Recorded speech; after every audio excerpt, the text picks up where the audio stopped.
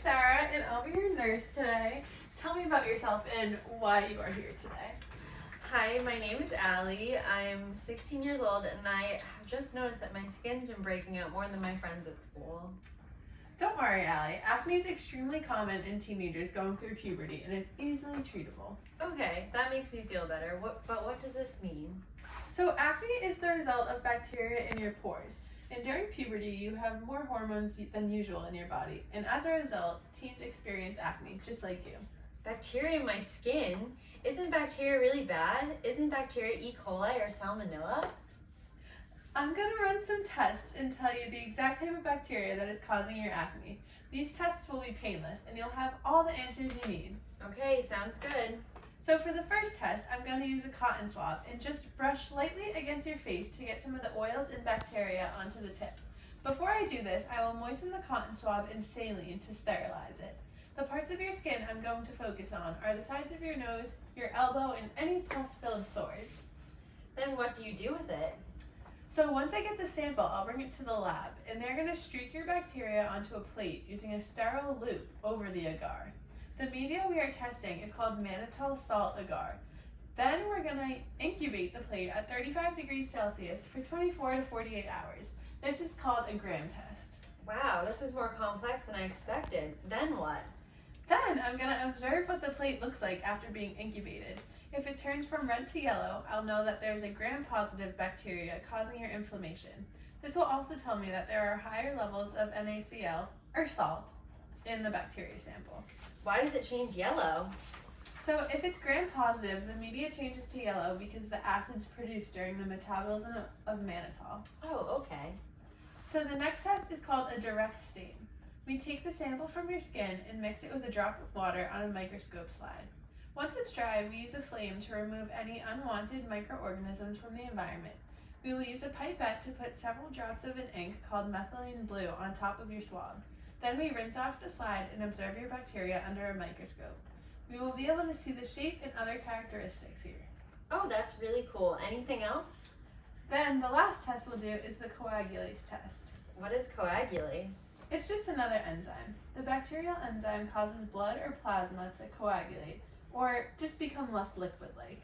And it's produced by forms of staphylococcus that can cause disease. Okay, so how does this test work? So first I'll put a loopful of coagulase plasma on a clean slide. Then I'll add a loopful of water and make a heavy suspension of the bacteria and test it. What I'm looking for here is clumping of bacterial cells. What does it mean if there's clumping? If there is clumping, then the sample is coagulase positive. If there's no clumping, then it is coagulase negative. This test will only be run if we determine from the other two tests that the bacteria is not P. acnes. So after you run all these tests, what are you finding out? I'm finding out what type of bacteria is causing your infection. The two most common types of bacteria we see on skin are either Propionibacterium acnes or Staphylococcus. Come back in a few days and we'll let you know. Okay, thank you. I already feel like I know so much more and feel better that this infection is not life-threatening. 3 days later. Welcome back, Allie. Again, I'm Sarah and I'll be your nurse. We have your lab results. For test number 1, the mannitol salt agar gram staining test, the plate did turn yellow, so this confirms that the bacteria is gram-positive. We then performed a direct stain to learn about the morphology of this bacteria. What we were able to see was a rod shape. This tells us that the bacterium is P. acnes. If the shape was spherical, then it would have been Staphylococcus. We then planned to test for the coagulase production. The coagulase test would only have been run if we determined that the bacteria was Staphylococcus, and we wanted to know if it was Staph aureus or other forms of Staphylococcus. Well, why would it matter what form of Staphylococcus it was? Because Staph aureus is the one that makes your blood clot and is pathogenic, or in other words, it's harmful. But the test results showed that the bacteria causing your acne is actually Propionibacterium acnes. You can just call it P. acnes if that's easier.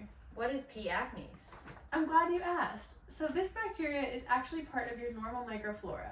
Microflora is just a fancy way of saying the bacteria and microorganisms that naturally live inside of you. The gram staining showed that P. acnes is gram-positive. What is gram-positive? Gram-positive bacteria just have thicker cell walls and express a purple color. This doesn't have much significance for you. It just helps us as medical professionals to distinguish between different types of bacteria. Oh, cool. Is there anything else I should know? I'll tell you about the morphology too. This is just the shape of the bacteria when looked at microscopically. P. acnes is rod-shaped. Also, a high availability of sebum may result in an increased proportion of metabolically active bacteria and explain acne flares in teens just like you. Okay, great. I feel like I know so much now. You definitely do. Now, you might be wondering how a bacteria like this can cause a disease or infection in your body. Basically, when P. acnes is prone to be more active than normal, due to hormones for example, then your pores clog and pimples form. You are going through a big hormonal change right now, so this is very normal. P. acnes is also seen in some cases of patients who undergo an operation. P. acnes sometimes causes post-operative infections. Is there anything you typically give to your patients for treatment, or am I supposed to deal with pimples until I'm done going through puberty? I have various options that I can give you as treatment. Depending on the patient, we control this acne with oral or topical vitamin A derivatives, topical benzoyl peroxide, oral or topical antibiotics, or topical beta-hydroxy acids. Oral means by mouth, and topical is treatment that is applied to your skin, so typically a cream.